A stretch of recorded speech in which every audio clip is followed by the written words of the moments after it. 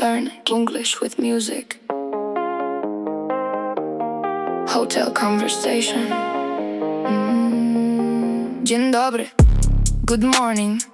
Mam rezerwację. I have a reservation. Na jakie nazwisko?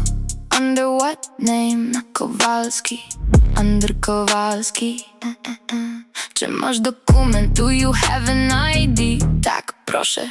Yes, here you are. Twój pokój jest gotowy. Your room is ready. Klucz do pokoju. Here is your key. Na którym piętrze? What floor is it on? Na trzecim piętrze. On the third floor. Gdzie jest winda? Where is the elevator? Tam po lewej. Over there on the left. O której śniadanie? What time is breakfast? Od 7 do 10. From 7 to 10. Czy jest Wi-Fi? Is there Wi-Fi? Tak, jest darmowe. Yes, it is free. Dziękuję bardzo. Thank you very much. Miłego pobytu.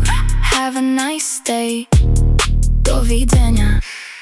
Goodbye. Listen again. Repeat slowly.